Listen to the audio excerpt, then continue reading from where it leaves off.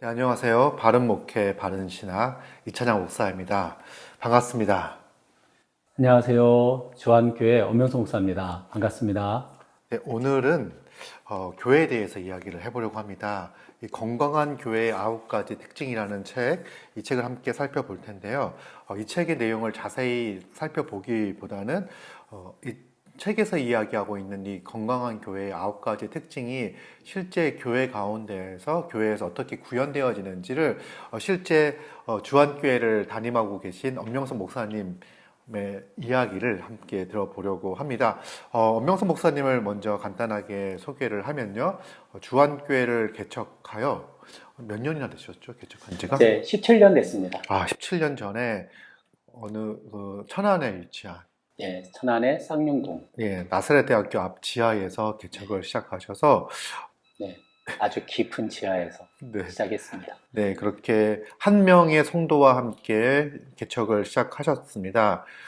그리고는 이제 17년간 목회를 하고 계신데요. 우리 주한교회를 담임하고 계시고요. 그리고 말씀운동연합 대표로 사역하고 계십니다. 말씀운동연합에 대해서 간단하게 설명을 해주시면요. 소개해 주시면. 말씀운동연합은 교회와 목회자를 돕기 위해서 세워진 단체입니다. 가장 중요하게 하는 사역은 여름과 겨울 수련회를 통해서 한 교회를 하나님 말씀 위에 잘 세워서 그 교회가 더욱더 건강해질 수 있도록 돕는 단체가 말씀운동연합입니다. 네, 수련회를 하는데 수련회의 특징이 성경 연구를 하고 또 강해 설교 중심의 성경 연구와 설교 중심의 수련회다. 그래서 이 시대에 딱 맞는 꼭 필요한 수련회가 아닌가 싶습니다. 수련회를 한 지는 얼마나 되었죠? 수련회가 2006년부터 시작이 됐으니까요. 이것도 벌써 한 18년 정도, 17년 정도 이렇게 됐습니다. 여름, 겨울, 그리고 청소년 수련회까지 계속 진행하고 있습니다. 네, 청소년 수련회에도 동일하게 그 성경 연구와 강해 설교 중심의 수련회를 진행을 한다고 합니다. 그리고 100여 명 이상의 많은 청소년들이 참석해서 성경이 쉽고 재밌고 또 말씀의 은혜를 흠뻑 누리는 그런 수련회라고 합니다. 그리고 저희가 오늘 이 교회론에 대해서 이야기를 할 텐데, 교회에 대해서 이야기할 텐데, 우리 엄명서 목사님이 얼마 전에 가능한 교회라는 책을 출판하셨습니다. 주한교회 성도님들과 함께 가능한 교회를 출판하셨는데, 이 책도 사실은 이 성경적 교회를 추구하며 있었던 그 10여 년간의 교회의 이야기를 담은 책이죠. 네, 맞습니다. 간단하게 소개를 해주시면 이 가능한 교회라는 책도. 가능한 교회라고 하는 책은 책 제목에 있는 것처럼 성경에서 말하는 교회가 지금도 가능하다라는 것으로 한마디로 얘기할 수 있고요.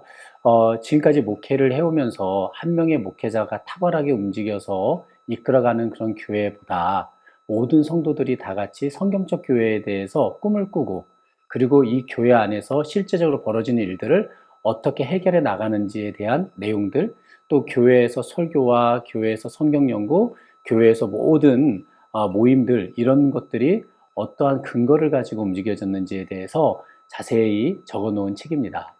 저희 오늘은 이 책이 아니라 사실은 건강한 교회의 9가지 특징에 대해서 살펴볼 텐데요.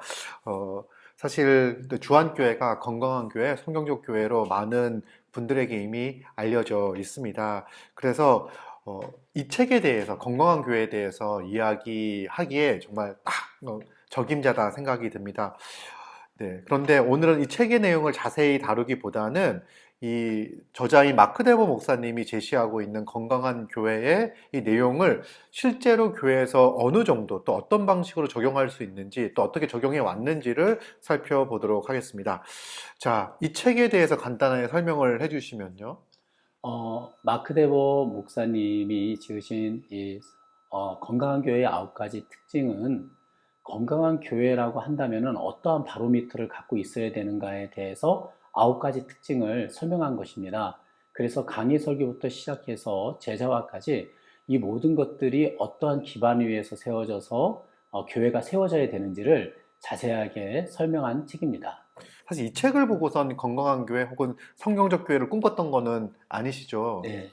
어떻게 이런 건강한 교회와 성경적 교회를 꿈꾸게 되셨습니까? 건강한 교회를 꿈꿨던 거는 신학교에 들어가서 늘 건강한 교회를 꿈꿨지만 그것에 대해서 좀 더 구체적인 그림이 그려졌던 것은 한 책의 사람들이라고 하는 그 대학원 선교단체에서 교회에 대한 꿈을 꾸게 되었습니다. 그리고 그 안에서도 이렇게 마크 데버 목사님의 이 건강한 교회 9가지 특징 이런 책들을 소개받았고요. 또 이런 책들을 통해 가지고 또 도전을 받고 또 교회에 대한 꿈을 더 많이 더 자세히 꾸게 되었습니다. 네, 사실 교회를 개척하고 목회를 하시다가 오랜 시간이 지나서 이 책을 만나고 나서 상당 부분에 있어서 지금 내가 목회하고 있는 것과 많이 유사하고 일치하구나 라는 사실을 이렇게 발견하신 것 같아요. 네.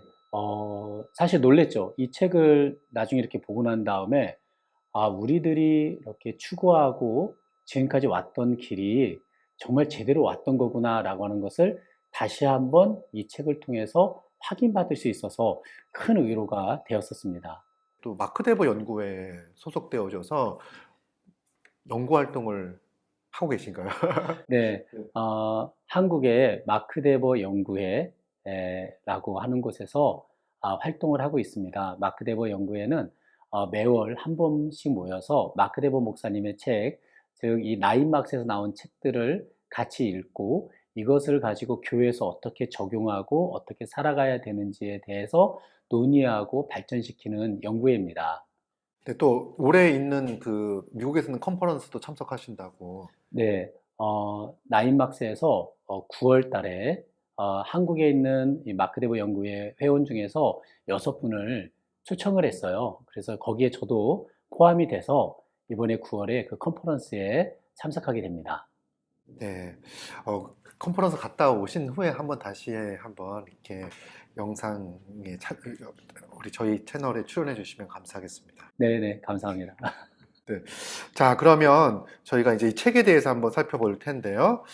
제가 이 책의 내용을 간단하게 설명을 드리면, 저자의 마크 데버 목사는 건강한 교회 9가지 특징을 제시를 하고 있습니다. 제목대로 9가지 특징을 제시하고 있는데, 서론을 보면은 이 참된 교회의 3대 표지에 대해서 설명을 합니다. 그래서, 참된 교회의 3대 표지가 뭐냐 했을 때, 종교개혁 이후에 종교개혁가들이 참된 교회란 무엇인가에 대해서 고민을 많이 했습니다. 그러면서 이제 결론을 내리기에 칼빈 같은 경우에 기독교 강요에서 하나님의 말씀을 순전하게 전하고 그리스도가 정하신 바에 따라 성례를 시행하는 곳은 어디든지 하나님의 교회가 있는 곳임을 의심해서는 안 된다라고 이제 기독교 강요에 적고 있고요.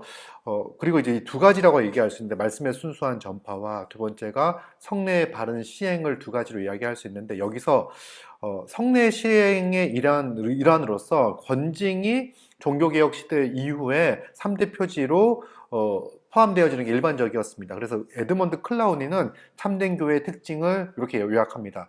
말씀의 참된 가르침, 성례의 올바른 준수, 교회 징계의 신실한 시행, 이제 이렇게 세 가지를 이야기하는데 저자도 서론에서 이걸 이야기하면서 그 마크 데버 목사님이 저자가 심어하고 있는 캐피탈 힐 교회에서도 마찬가지로 이 참된 교회 표지를 특징을 잘 지키기 위해서 제시하고 있는 게 이 9가지 특징인 것 같습니다. 그래서 건강한 교회 9가지 특징은 참된 교회의 3대 표지를 잘 구현하기 위해서 하는 거다라고 이렇게 이해할 수가 있겠습니다. 자, 그러면 먼저 그 마크 데버가 제시하고 있는 첫 번째 특징은 이제 강해 설교입니다. 자, 강해 설교. 강해 설교를 정의해 내린다면, 강의 설교는요, 성경에서 말하는 요점을 가지고 그 요점을 중심 주제로 삼아서 청중들에게 설교하는 게 강의 설교입니다. 이 설교를 통해서 청중들이 회심할 수 있도록 권면하고 전하는 내용이죠. 네. 그 마크 데버도 이 책에서 가장 중요한 게 바로 1장이다. 교회가 바로 서기 위해서는 이 말씀이 제대로 선포되어져야 되고, 그러기 위해서는 강해 설교를 해야 된다라고 이제 이야기를 하고 있습니다. 그래서 이 강해 설교에 대한 오해가 뭐냐면, 단순히 성경의 구절을 주석하는 거, 설명하는 거, 이렇게 한 절 한 절 설명하는 걸 강해설교라고 이야기하는데 그게 아니라 강해설교 핵심은 우리 엄명수 목사님도 말씀하신 것처럼 핵심 주제, 요지, 요점, 뭐 메인 아이디어를 본문이 말하고 있는 메인 아이디어를 찾아서 발견해서 그걸 갖다가 청중에게 전달하는 게 강해설교다라고 이제 설명을 하고 있습니다. 강해설교를 했을 때 그냥 본문을 읽고선 이거의 주제는 이겁니다라고 설명하는 게 아니라 본문을 따라가면서 이 본문이 무엇을 말하고 있는지를 설명하고 설득해야 되잖아요. 근데 제일 결정적인 어려움과 문제는 설교 시간이 길어진다는 것 같아요. 네. 어느 정도 설교를 해야 그 이제 본문을 이해한다고 했을 때 한 절을 설교한다고 하더라도 전후 문맥을 가지고 설명을 해야 되기 때문에 시간이 짧아지긴 좀 어려울 것 같아요. 근데 목사님은 어느 정도 설교를 하시는지. 설교에 대해서 늘 고민을 해요. 근데 저희 교회에서는 보통 설교 시간만 최소 60분에서 한 80분 사이 설교를 진행합니다. 방금 말씀하셨던 것처럼 먼저 그 본문의 내용을 잘 설명해 줘야 될 뿐만이 아니라 그 본문을 통해서 저자가 말하고자 하는 내용을 잘 드러내야 되고 또 그 내용을 또 잘 드러낼 뿐만이 아니라 이 본문을 복음적으로 잘 설명하고 또 교회론적으로 구속사적으로도 잘 설명해야 되기 때문에 사실 짧은 시간, 뭐 15분, 20분 내에 이런 모든 것들을 다 하기는 쉽지 않은 게 현실이라고 생각합니다. 네. 그러면 그 강해 설교를 했을 때, 설교했을 때 그 성도들, 청중들의 그 반응은 어떻습니까? 여러분들이 어떻게 생각하실지는 몰라도 저희 교인들의 대부분의 반응은 1시간, 1시간 20분의 이 설교가 길다라는 느낌을 잘 갖지는 않아요. 오히려 더 많이 집중하고 더 많이 풍성해졌다라는 생각을 많이 갖습니다. 물론 그 중에서는 약간 지루하다 생각하는 사람들이 있을지 모르겠지만 전반적으로 대부분은 굉장히 풍성한 설교를 기대하면서 그때 메모하고 적고 말씀을 다시 상기하는 시간들을 갖습니다. 네. 1시간에서 1시간 20분 정도 설교를 들으면 정말 이 본문의 내용을 풍성하게 드러낼 수 있을 것 같아요. 네. 또 청중들도 말씀의 은혜를 풍성하게 누릴 수 있지 않을까 생각이 들고요. 성도님들의 그러한 반응, 그러니까 변화? 말씀을 듣고 일어나는 변화들에 대해서 좀 설명을 해주시면. 말씀을 들을 때, 일단 뭐 자세가 하나님 말씀을 받는다라는 자세로 있기 때문에 굉장히 좀 진지합니다. 말씀을 듣는 자세가 굉장히 진지하고, 또 예배 시간을 통해서 제가 많이 보게 되는 것은 어떤 거냐면, 성도들이 말씀을 통해서 받은 은혜에 의하여 감격하는 모습. 그리고 가장 큰 건 어떤 거냐면, 설교를 시작 전에의 성도들의 전체적인 분위기와 설교가 끝나고 난 다음에 성도들이 서로가 서로에게 대하고 이야기하는 그 전체적인 분위기가 완전히 다르다라는 거죠.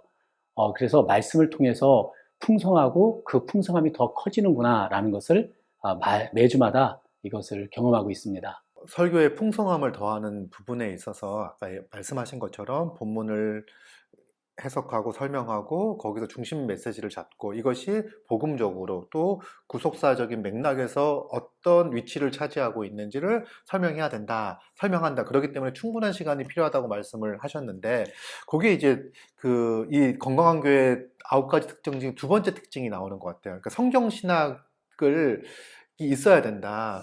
교회가 성경 신학을 가지고 있어야 된다라고 하는 부분과 일치하는 것 같은데요. 어, 그런데 이제 보통 사람들은 신학 이렇게 이야기하면 신앙생활과 조금 동떨어진 거, 신학을 굳이 몰라도 혹은 아는 게 더 불편한 거 아닌가라고 하는 생각들을 하시는 분들이 있는 것 같아요. 몰라도 큰 문제가 없다고 생각을 하고요. 또 성도, 목회자들도 성도들을 이해할 때 성도들은 그 신학을 아는 거, 그러니까 신학이라고 하는 것은 저는 이제 성경 신학은 하나님이 어떤 계획을 가지고 계시고 또 어떻게 그 계획을 이루어 가시며 또 어떻게 성취하시는지 또 성취하신 결과가 뭐고 어떻게 완성하실지에 대한 그림이 성경 신학이다라고 이해할 수 있을 것 같은데 많은 목회자들이 성도들이 이거에 대해서는 관심이 별로 없을 거다라고 생각을 하는 것 같습니다. 그런데 어떻습니까? 그 성경신학을 풍성하게 성경신학적 맥락 안에서 본문을 설명해 낼 때 좀 어떤지. 음. 일단은 성도들은 이런 부분들에 대해서 몰라도 된다라고 생각하는 목회자들이 있다면 그건 큰 오해라고 생각이 들고요. 또 성도들이 이런 걸 몰라도 된다라고 생각하는 혹 어떤 성도들이 있다고 하더라도 그건 큰 오해라고 생각합니다. 왜냐하면 말씀은 하나님께서 자기 백성들에게 주신 말씀이고 성경을 이렇게 전체적으로 신학적으로 본다는 것은 이 땅을 창조하신 분이 누군지 그리고 어떻게 이 땅에 죄가 들어왔는지 그리고 하나님께서 우리를 구원하시기 위한 그 역사가 어떻게 진행되는지 그리고 그 결과가 어떻게 나타났는지 이 모든 게 다 성경 신학이거든요. 이런 흐름들을 우리가 이해하는 것은 우리의 믿음과 아주 밀접하게 있는 거다. 그러므로 성경 신학은 몰라도 된다라고 생각하는 것은 우리가 뭘 믿는지 이렇게 크게 생각하지 않아도 된다라는 말과 같다라고 말할 정도로 위험하다고 말할 수 있죠. 그리고 또 하나는 성도들이 성경신학적인 이런 흐름을 이해할 때 성경을 보잖아요. 그러면은 앞뒤 전체적인 흐름, 즉 구약과 신약의 전체적인 흐름을 이해하기 때문에 정말 풍성해질 뿐만이 아니라 구약은 그냥 옛날 책이 아니라 우리에게 뭔가를 좀 더 풍성하게 알려주고 어떤 한계를 알려주는 것이 분명하구나라는 것을 우리 성도들이 알게 되고 신약 백성으로서의 큰 기쁨을 갖고 살아갈 수 있게 되는 거죠. 네. 그러면 사실 성경신학을 설명하고 가르칠 때 설교 외에도 또 따로 이렇게 시간을 내어서 이런 신학적인 부분들, 성경신학적인 부분들을 이렇게 가르치는 시간들이 있나요? 당연히 있어야죠. 우리가 60분에서 80분을 설교를 듣지만 사실 그것만 가지고는 좀 부족하다는 생각이 듭니다. 왜냐하면 성도들은 각자가 다 이렇게 각자 차이가 다 있잖아요. 그리고 어떤 사람은 어렸을 때부터 신앙생활하는 사람이 있고 어떤 사람은 커서 신앙생활하는 사람들도 있고 그래서 다시 하나씩 하나씩 알려줄 수 있는 그런 시간들을 갖는데 대표적으로는 금요일에 금요 강좌를 통해서 성경 한 권 한 권을 우리가 공부한다든지 아니면은 우리가 어떤 한 특별한 주제를 좀 잡아서 그때 성도들을 같이 공부하는 시간들을 갖고 있습니다. 이 시간을 통해서 조금 더 성경에 대해서 잘 이해하고 배울 수 있는 시간들을 갖게 하죠. 네. 그러면 사실 성경신학적 이해를 가지고 있는 상태에서 설교를 들으면 훨씬 더 설교가 풍성하게 이해가 되겠다는 생각이 듭니다. 그런데 이제 새로 오신 분들 같은 경우에는 좀 많이 어렵고 힘들지 않을까. 그 맥락을 모르는 상태에서 설교를 듣게 되면 힘들지 않을까라는 생각이 드는데 그런 부분은 어떻게 해소하고 있습니까? 어, 어려울 겁니다. 그래서 이분들을 위한 인텐시브 코스가 있어요. 약 한 10주 정도의 이 시간들을 통해서 10주라고 해서 10주 매일마다 모이는 게 아니라 10번 정도의 이런 시간을 통해서 복음의 기초 같은 이런 과정을 갖게 하여서 전체적인 흐름을 한번 배우게 하는 거죠. 이 복음의 기초를 공부하게 되면은 성경 전체에 대한 흐름을 그래도 선명하고 분명하게 알 수 있는 영역이 이렇게 커지기 때문에 저는 이 복음의 기초를 반드시 이수하게끔 하고 있습니다. 그리고 이것을 들으면 설교가 굉장히 쉽게 이해가 되죠. 네, 그 복음의 기초는 교회 새로 오신 분들이 어, 배우는 과정인 거죠. 그리고 이제 책이 있죠. 복음의 기초. 이 책을 통해서 교육이 진행이 되어지고 창조부터 재림까지 그 창세기부터 요한계시록까지 전반적인 내용에서 그 하나님 나라 복음과 예수 십자가 복음을 중심으로 해서 나온 좋은 교재인데 그 교재를 사용해서 성경신학적인 기본적인 이해를 할 수 있도록 돕는다. 그리고 매주 금요일마다 이제 금요 강좌, 뭐 평생교육원 뭐 이런 맞아요. 개념으로 말씀하시던. 평생 공부한다는 개념입니다. 제가 좀 걱정하는 게 어떤 거냐면, 어느 과정이 끝나면은 그냥 나 공부 다 했다. 이런 생각을 갖는데, 신자에게는 사실 그런 게 없어요. 일평생 계속 하나님 말씀을 공부해야 되는데, 그 대표적인 게 금요 강좌고, 평생 우리가 공부하는 거죠. 이제 세 번째 이 말씀 선포와 관련되어져서 이야기하는 게 복음의 성경적 이해. 그러니까 복음을 성경적으로 이해해야 된다라고 설명을 하고 있습니다. 그래서 뭘 이렇게 착하게 살아가는 거, 뭘 행하는 거, 뭐 하지 않는 거, 이것이 것이 아니라, 복음은 말씀을 듣고 믿음에 대한 반응을 일으키는 거다. 이제 복음에 대하여 이해하는 거죠. 좀 이렇게 복음을 풍성하게 드러내고 설명하는 거. 네. 네. 이게 이제 중요한 것 같은데, 이 부분에 대해서는 어떻게? 저는 교회에서 두 가지로 풍성하게 이해하는 측면을 설명합니다. 첫 번째는 조금 아까 말씀드렸다시피 교회에 들어오면 반드시 복음의 기초를 공부하게 하거든요. 복음의 기초를 공부하면 어떻게 되냐면은 우리를 구원해 주신 그 은혜가 얼마나 큰가에 대해서 우리가 알게 되죠. 그 다음에 두 번째 공부하는 게 교회론입니다. 하나님께서 우리를 개인적으로만 부르신 게 아니라 교회로 불렀다라는 것을 분명하게 알게 되죠. 이거를 저는 에베소 2장 1절에서 2장 22절 끝절까지의 내용이라고 보는데 2장 1절에서 10절까지는 하나님께서 우리를 구원하신 그 은혜가 얼마나 큰가, 그리고 11절부터 끝절까지는 그렇게 해서 구원해서 그 목적이 뭐였는가? 우리를 한 가족 한 몸으로 만드셨다라는 거. 그래서 성경을 통해서 우리가 복음에 대해서 풍성하게 하나님의 은혜를 알 뿐만 아니라 교회를 통해서 그 복음의 그 진한 맛을 이 장을 통해서 누리게 되는 거죠. 이 모든 것들이 다 성경 안에 나와져 있는 내용들입니다. 네, 복음을 성경적으로 이해한다고 했을 때 그냥 믿었으니까 구원받았어. 이제 끝 이게 아니라 복음이 만들어낸 삶, 네. 그 삶이 바로 교회로 존재하며 한 몸으로 존재하며 살아가는 삶이다. 이걸 복음을 제대로 이해했을 때 또 복음을 제대로 이해하고 믿고 그 복음의 내용에 말씀에 자신의 인생을 신뢰하고 걸 때에 나타나는 마땅한 반응이다. 그런 삶의 모습이다. 사실 또 주한교회에서 나타나고 있는 교회적 삶의 한 몸, 한 가족으로 살아가는 삶의 구체적인 모습들이 참 많이 있고 또 자랑하고 싶은 것들도 많이 있으실 것 같아요. 그러나 아쉽지만 오늘은 그 얘기를 하는 시간이 아니라 건강한 교회 9가지 특징을 이야기하고 있고 네. 혹시라도 궁금하신 분들이 있다면 이 가능한 교회의 책을 좀 살펴보시고 저희가 다음에 기회가 되면 또 주한교회의 이 구체적인 복음을 배워가고 말씀을 배워가고 또 교회로 살아가는 삶의 모습들을 또 소개하는 시간들을 가지도록 하겠습니다. 이어서 4장, 5장, 6장을 한번 다뤄볼 텐데요. 4장, 5장, 6장을 이제 4장에서는 회심을 다루고 5장에서는 전도, 6장에서는 교회의 교인 자격을 다루고 있습니다. 자, 그런데 이 세 가지가 사실은 누가 교인이냐, 누가 교회에 속한 사람이냐를 말하는 것 같아요. 그래서 이제 오늘날 이렇게 회심에 대해서 크게 생각하지 않고 교회에 나왔냐 나오지 않았냐가 중요한 기준처럼 제시를 하는 것 같은데 저자는 이 회심을 성경적으로 이해해야 된다라고 이야기를 합니다. 그러면 성경적 회심이란 무엇일까요? 우리가 회심이라고 이야기할 때는 회개하고 믿는다라는 것으로 설명하는데요. 이제 회개한다라는 것은 우리가 죄에 대해서 회개를 한다는 것을 말하고 있잖아요.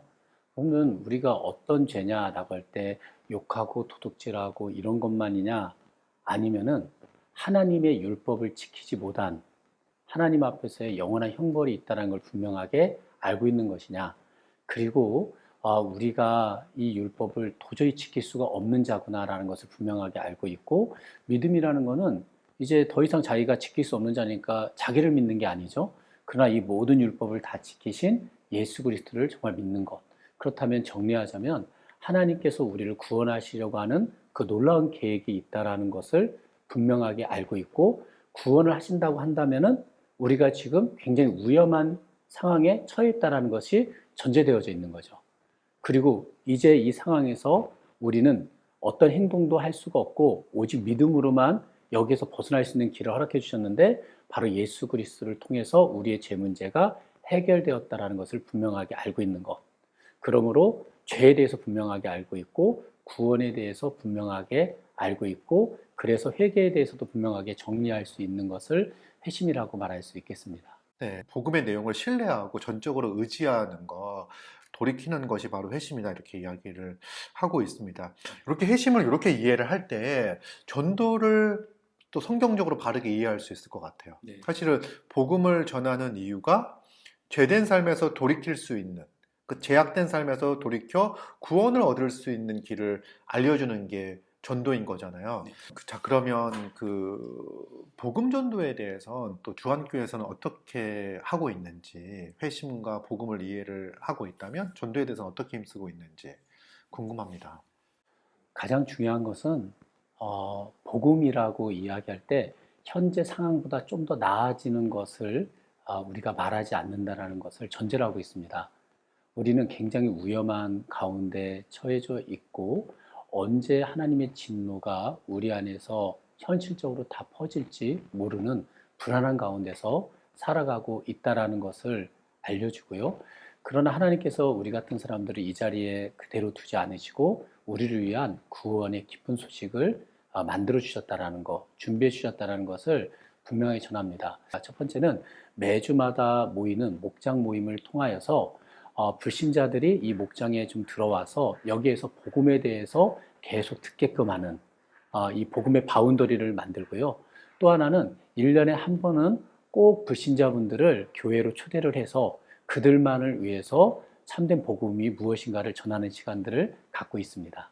이 책의 내용을 따라가다 보면은 이제 회심에 대해서 이야기하고 이 회심을 목표로 해서 복음을 전해야 된다. 단순히 그 순간적인 반응을 이끌어내기 위한 어떤 방식을 제시하는 건 참된 복음이 아니다. 복음은 우리가 죄인됨을 부각 드러내고 이 죄와 사망의 권세 아래에서 벗어날 길이 있다는 사실을 알려주고 또 그것을 믿었을 때에 발생할 지불해야 될 대가가 있다. 신자로서 살아가는 삶의 그 의무라 혹은 책임이라든지 그런 부분들이 있다는 것까지 확실하게 전하는 것이 복음 전도다 이렇게 설명을 하고 있습니다.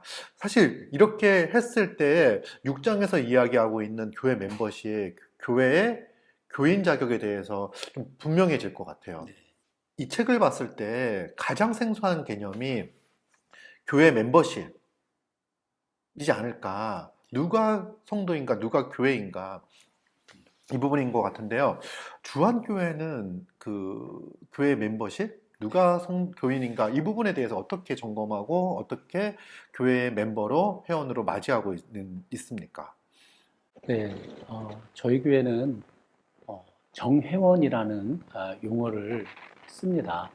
그러면 정회원이 아니면 누가 있는가라고 할 때 크게 방문자가 있는 거죠. 또 회원이 되고자 준비하는 사람들이 있는 겁니다. 그러면 정회원이라는 사람은 어떤 사람들인가라고 할 때 저희 주한교회, 이 교회를 자신의 지역교회로 분명하게 고백하고 이 교회 안에서 모든 비용 계산을 감당할 것을 우리가 서약하면서 그리고 이 교회에서 예수 그리스도를 머리로 삼고 우리가 서로가 한 몸인 것을 알아 같이 신앙생활을 하며 살아가겠다라는 고백을 한 자들이 바로 정회원입니다. 세례 받은 자가 바로 정회원인 거죠. 그러나 굳이 이렇게 우리가 정회원이라는 말을 이렇게 쓰는 이유는 저희가 산업혁명 이후로 사람들이 예전에는 한 마을에서 자라서 그 마을에서 죽을 때까지 있었지만 산업혁명 이후에는 도시화가 됐잖아요. 그러다 보니까 사람들이 세례를 받았다고 하고 신앙생활을 했다고 하지만 각 지역교회에서는 이 사람이 정말 신앙생활을 제대로 하고 있는가 아닌가를 확인할 수 있는 이런 절차들이 좀 필요한 상황이 된 거죠. 그래서 교회 안에서 이렇게 다른 교회에서 오신 분들은 다시 한번 이분이 세례 서약한 그 내용대로 그대로 살아가기를 원하는지를 다시 한번 물어보고 점검하는 시간을 갖는데 그것을 정회원 준비 과정이라고 이야기합니다. 네, 그러면 이렇게 일반적으로 성도를 이제 구분을 할 때 세례교인과 또 뭐 다른 방식으로 세례교인과 그렇지 않은 경우로 구분을 하지만 말씀하신 것처럼 다른 교회에서 세례를 받은 분들 같은 경우에는 이 교회 주한교회, 이 지역교회에 속하기 위해서 그 신앙생활과 또 이 교회에 속하여 살아가고자 하는 그러한 것들을 점검하고 확인을 하고 교회에 속하는 회원 서약을 하고 합니다. 사실 이 책에도 보니까 이제 회원 서약의 내용이 나오더라고요. 어떻게 하면 그 성례제도, 세례제도를 잘 견고하게 지킬 수 있을까? 이 부분에 이제 초점을 맞춰서 할 때 이렇게 진행이 되었다. 세례 서약과 무슨 별개로 되는 것은 아니고요.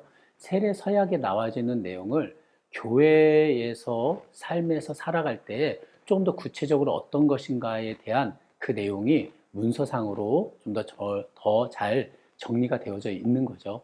특별히 교회 관할과 치리에 순종하고 복종하겠다라고 한다면은 우리가 이 교회에 움직여지는 여러 가지 상황과 방향에 나도 따라서 움직이고 의무와 우리의 권한을 다하겠다 이렇게 말하는 것과 똑같은 거죠. 그래서 세례와 정의와는 별개로 다르다 그런 차원들로 하는 건 아닙니다. 저자가 목회하고 있는 캐피탈 힐 베프티스트 네. 처치에서도 그 교회 언약 또 그런 서약을 통해서 교회의 회원과 멤버로 어 이제 성도들을 받아들이고 있다. 성도들을 받아들이고 있다라고 표현되어져 있습니다. 자, 그러면 그 교회의 멤버십이 된다라고 하는 건 아주 영광스럽고 귀한 일인 것 같습니다. 좀 어떤 것 같아요? 그러니까 기존에 사실 교회 멤버십이 되게 약화되었다. 이제 누가 교인인지 교인이 아닌지. 그러니까 얼마 전까지 교회에서 예배도 드리고 교제도 하고 그리고 이제 뭐 봉사도 했던 분이 어느 날 갑자기 사라지는 일들이 벌어지죠. 연락해 보면 저 이사 갔어요. 이렇게 하는 경우들이 종종 있는데 어떤가요? 이런 것들을 볼 때. 교회의 멤버십 개념이 교회 안에 잘 정착이 되면 그러한 일들이 현저하게 줄어듭니다. 우리가 교회 회원이라고 말하는 것, 멤버십이라는 것은 이 교회를 자신의 교회로 분명하게 받아들여서 교회의 질서를 어지럽히는 것에 굉장히 민감하죠. 그리고 복음을 회방하는 것에 민감한 사람들이라고 볼 수 있습니다. 그리고 그리스도의 영광을 어떻게 하면 더 잘 드러낼까 하는 사람들이기 때문에 누군가가 갑자기 뭐 연락이 안 되거나 뭐 연락했더니 다른 교회로 간다라고 하는 일들이 왜 이렇게 현저하게 줄어들 수밖에 없느냐? 왜냐하면 교회론 개념이 굉장히 강력하기 때문에 그렇습니다. 누군가가 처음 교회 들어오면은 교회 안에 들어오는 거고요. 또 누군가가 나갈 때도 교회에서 공식적으로 나가는 거거든요. 그렇게 비공식적으로 자기 마음대로 나가고 들어오고 하는 게 아니기 때문에 그렇죠. 이렇게 교회를 설명을 할 때 이제 혹 어떤 분들은 너무 교회가 폐쇄적인 게 아닌가, 교회의 문턱이 너무 높아서 이렇게 교회에 쉽게 들어오는 게 어렵지 않을까, 이렇게 생각하시는 분들도 있을 것 같아요. 네. 그렇게 생각하시는 분들이 많이 있겠죠. 아무래도 너무 그런 문턱을 높이는 거 아니냐라고 생각하는 사람들도 있고, 차별하는 거 아니냐 생각하는 사람들도 있는데, 어, 이거는 차별을 하는 게 아니라 구별을 하는 거죠. 교회와 세상은 분명하게 구별이 되어져 있기 때문에 우리 이 교회와 교회가 아닌 것은 잘 구별해서 가는 거죠. 그래서 이러한 구별은 바로 거룩과 연결이 되어져 있습니다. 이 거룩은 그리스도의 영광과 연결이 되어져 있기 때문에 그 교회의 어떤 사람들의 취향에 의해서 정해지는 게 아니라 성경에서 말한 기준을 가지고 그 기준을 삼아서 어떻게 하든지 사람들이 교회로서 살아가고 참된 복음을 지키면서 살아갈 수 있도록 돕기 위해서 하는 일들입니다. 교회의 폐쇄성에 대해서 이야기를 할 때 제가 그런 글을 봤습니다. 초대교회도 아주 폐쇄적인 공동체였다. 목사님 말씀하신 것처럼 교회를 지켜야 된다는 이야기를 했을 때 초대교회는 이 두 가지 위협이 있었기 때문에 첫째는 외부로부터 위협이 있었기 때문에 아무나 쉽게 교회 안으로 들어오지 못하도록 막아서야 됐죠. 안 그러면 잡혀가 끌려가 죽기도 하고 죽기도 할 수 있기 재산도 다 때문에 뺏기고. 네. 그 외부의 위협이 있었고 또 하나는 이 내부의 거룩함을 지키기 위해서 누가 교회냐 교회가 아니냐를 하는 게 중요했다. 그래서 초대교회가 가지고 있었던 특징 중에 하나가 폐쇄성이었다. 근데 놀랍게도 그 폐쇄성을 가지고 있었던 교회가 놀랍게 성장을 했다. 이런 얘기를 하더라고요. 그러나 오늘날 교회는 이 폐쇄성을 잃어버리면서 거룩함을 잃어버리고 능력도 잃어버리고 이제 세상으로부터 좋지 않은 평가를 받는 게 된 게 아닌가라는 생각이 듭니다. 그래서 이 폐쇄성을 좀 오해하지 않았으면 좋겠는데 교회 문턱 이렇게 이야기를 할 때 예배당으로 들어오는 건 우린 열려 있습니다. 말씀을 듣는 자리에 누구나 올 수 있죠. 그리고 그 말씀을 듣고 진정한 회심, 그리고 그의 삶의 전환, 그리고 예수 그리스도를 주로 고백하고 그 주님께 자신을 헌신한 자들, 이런 사람들이 주님의 몸된 교회를 이루며 살아가는 것이다 라고 설명을 할 수 있을 것 같아요. 그럴 때 교회가 더 영광스럽게 드러나고 빛나는 거고, 사실 이게 이제 제가 이렇게 이야기를 할 때 개념적이고 이론적인 이야기처럼만 들릴 수 있을 것 같은데, 사실 주한교회에서는 실제적으로 교회를 지키고 교회 거룩함을 위해서 애쓰고 힘쓰는 부분들이 많이 있죠. 많습니다. 먼저 좀 말씀드리고 싶은 거는 우리가 결혼을 한번 생각해 보면 좋겠어요. 만약에 어떠한 우리 가족의 한 일부가 누군가가 결혼한다고 해서 누군가를 데리고 왔는데 그 사람이 누군지도 모르는 상태에서 그냥 받아들일 수가 있는 건 아니거든요.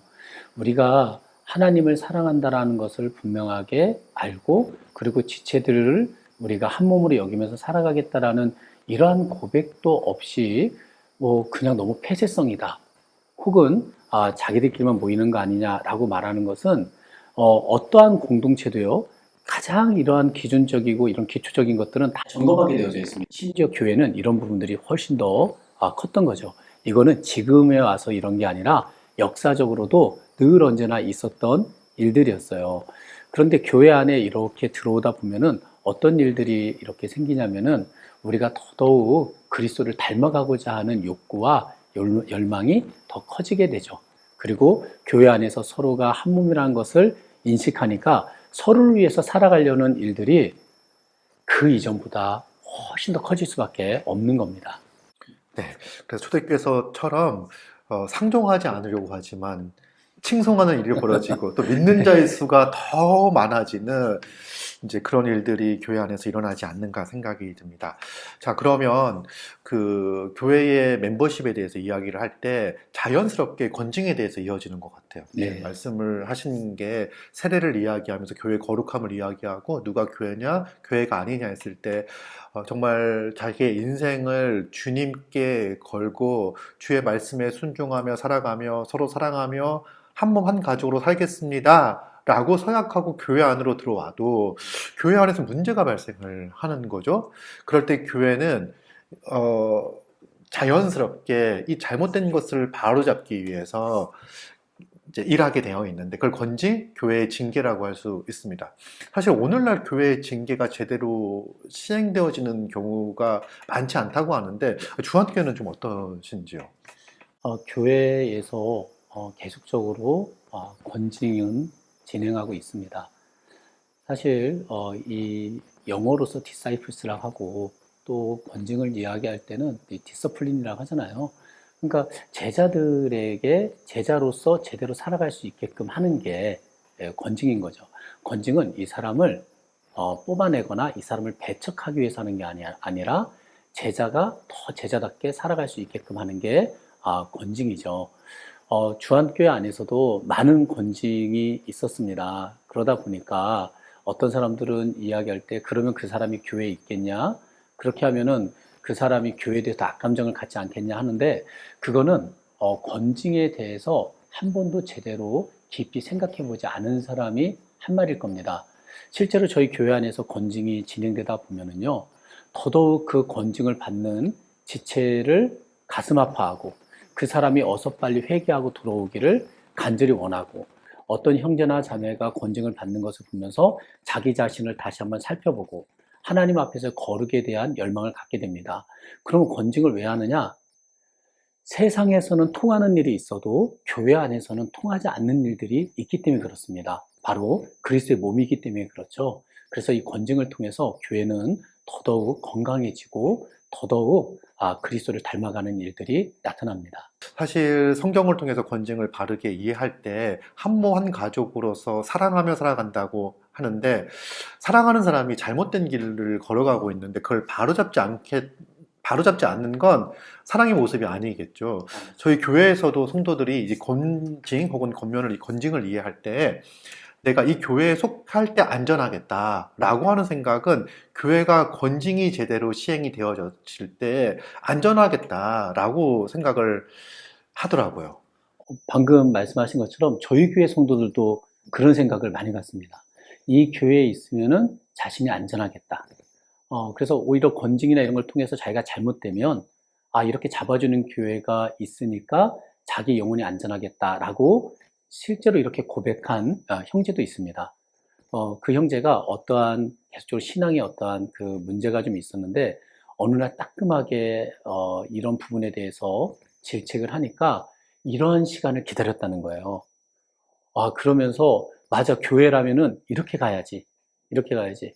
그 전까지 어떤 성도들은 힘내. 너 무슨 일이 있어? 그냥 힘내. 이렇게만 얘기했는데 잘못된 것은 잘못됐다고 말해줘야 본인도 정신 차리고 돌아설 수 있었다. 이렇게 이야기를 또 하더라고요. 그러니까 자기가 알아.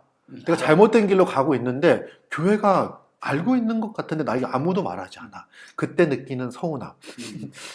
그거는 뭐 그냥 본인이 그냥 서운하면 서운한 거고 자기가 기분이 나쁘면은 괜히 관여한다 이렇게 생각하고 있는 굉장히 위험한 상황이거든요. 시험에 들고 있는 상황이거든요. 그러니까 참 마음이 되게 변덕스럽죠. 그때 그래도 교회는 그들을 바른 길로 인도하기 위해서 애써줘야 하는 거죠. 네, 사실 권징이 잘 교회 징계가 잘 시행이 되어질 때 어, 교회의 거룩함을 지킬 수 있다. 또 이거는 교회 거룩함이라는 것은 그 개개인 성도의 거룩함을 지키는 것이고 그들의 신앙을 온전하게 인도해 가는 게 이 교회의 책임이 아닌가 생각이 듭니다. 그런 걸 이야기를 하고 있고요. 그리고 이제 그 이 책에서는 8장에서는 이 제자에 대해서 이야기를 하고 있습니다. 그래서 영적으로 성장해야 된다. 그 부분을 이야기하는데 사실 이 제자 훈련법 뭐 이걸 특별하게 이야기하지 않아요. 네. 대보 목사님은 1장에서부터 7장까지 나와 있는 내용들을 잘하면 성도는 영적으로 성장할 거다. 잘할 거다. 온전해질 거다. 이렇게 이제 이야기를 하고 있습니다. 여기서 포인트가 모든 성도가 성장하고 자라가야 된다. 영적으로 성숙해져야 된다. 라고 하는 게 포인트인 것 같습니다. 네. 특별히 마크대 목사님은 에베소서 4장을 통해 가지고 그리스도에게까지 자라가야 되는데 누가 자라가야 되느냐? 모두 다, 모든 사람들이 다. 요즘은 교회가 그냥 몇 퍼센트, 뭐 2080이라는 말을 하잖아요. 뭐 20%의 사람들이 80%를 이끌어간다. 이렇게 얘기하는데 그거는 세상에서 쓰는 표현일지 몰라도 절대로 교회로 갖고 와서는 안 되는 표현입니다. 왜냐면 교회는 그리스도의 몸이잖아요. 그렇기 때문에 모든 사람이 다 제자인 거죠. 특별히 하나를 더 이야기하자면은, 우리가 만약에 어느 교회를 봤는데, 교회가 100%의 사람, 100명이 있는데 50명이, 이렇게 서로가 서로 있어 살아간다 하면은 굉장히 좋은 교회라고 생각할 수 있는데, 그거를 이제 병원에서 보면은 반을 못 쓰는 반신불수와 같은 거거든요. 근데 그걸 보고 우리가 막 부럽다, 나도 저런 교회가 되고 싶다, 이렇게 말한다는 게 굉장히 이상한 거죠. 모든 사람이 다 그리스도의 제자로서 살아가야 되고 그렇게 하려면은 우리는 하늘의 그 영광의 말씀과 능력을 계속적으로 배워 가야 되는 거죠. 그 사람들이 제자입니다. 네, 그 교회 관심 자체가 잘하는 몇몇을 발굴하여 더 잘하게 하는 게 아니라 모든 사람들이 함께 성장하고 함께 자라갈 수 있는데 관심을 가져야 된다. 그리고 결국 성장하는 것은 말씀을 통해서 성장하는 거고, 그리고 그 성장의 핵심은 생명이 있어야 성장할 수 있으니까 누가 회심했는가, 누가 참되게 복음에 대하여 반응하고 있는가를 점검하고 살펴봐야 되는 거고, 그리고 이제 잘못된 길을 걸어가고 있다고 한다면 잘못된 걸 바로잡아줌으로써 그죠? 온전해지고 성숙해질 수 있는 것들. 사실 잘못된 거에 내버려 뒀을 때 잘할 수 있는, 성장할 수 있는 기회를 잃어버리게 되는 거고, 또 오히려 그 자기에게도 또 교회에게도 해를 가할 수 있는, 해가 되는 부분들이 있기 때문에 권징을 통해서 바로 잡아야 된다. 이 모든 과정을 통해서 모든 성도는 제자로 영적으로 성숙해져 갈 거다라고 말하고 있습니다. 자, 이제 마지막으로 리더십에 대해서 이야기를 합니다. 이 리더십은 결국은 말씀을 전하는 목사, 장로에 대해서 설명을 하고 있는데요. 너무 당연할 것 같아요. 당연한 귀결인 것 같아요. 목회자가 왜 중요한지. 목회자가 정말 중요하죠. 왜냐면은 정말 주님의 양들을 잘 이끌어가는 사람들이기 때문에 그렇습니다. 특별히 히브리서 13장 우리 17절에 보면은 너희들을 인도하는 그 인도자들, 지도자들에게 순종하고 복종해라. 이렇게 말을 하고요. 그들은 너희들을 위하여, 너희들의 죄를 위하여 마치 자기 죄인 것처럼 경성하는 자들이다. 간구하는 자들이다. 다른 본문에서는 뭐라고 나오냐면은 이들은 너희들의 모든 것들을 위하여서 나중에 하나님 앞에서 낱낱이 고하는 자들이다. 라고 이야기합니다. 근데 여기서 중요한 게 뭐냐면은 너희를 인도하는 자들에게 순종하라 했는데 인도하는 자들이 누군지를 알아야 돼요. 그리고 양들을 잘 돌보라고 이야기했는데 양이 또 누군지를 알아야 돼요. 이건 굉장히 중요한 거거든요. 제가 왜 이런 얘기까지 드리냐면 요즘은 자기 양이 누군지 잘 몰라요. 그냥 교회에 오면은 자기 양일까요? 뭐 교회에 온 지 한 달이나 두 달 되면 자기 양일까요? 또 내가 이 교회에 이렇게 바로 뭐 한 주 전, 두 주 전에 왔으면은 이 목회자가 나의 영적인 목회자가 맞을까요? 실제로 사람들은 교회에서 목사님이라 부르지만 실제로 그 사람들이 모든 영향은 유튜브나 이런 걸 통해서 받는 경우들이 훨씬 더 많이 있을 수 있거든요. 근데 성경에서 말하는 이런 리더십을 분명히 갖고 있는 사람들이라고 한다면은 거기에 대해서 순종해야 되고, 그리고 진정한 리더십은 이 사람을 속박하는 게 아니라 지금까지 9가지 특징, 전체적으로 8가지를 얘기한 것처럼 이 사람들이 여기 안에서 잘 성장할 수 있도록 돕는 자들이 바로 리더이기 때문에 이들의 말에 따라서 순종하고 따라서 움직이려고 하는 그 순종이 굉장히 중요한 거죠. 저는 정말 지도자로서는 지도자가 이런 자질을 갖는 것도 굉장히 중요하지만 또 지도자에게 잘 순종하고 복종하는 것도 굉장히 중요하다고 생각합니다.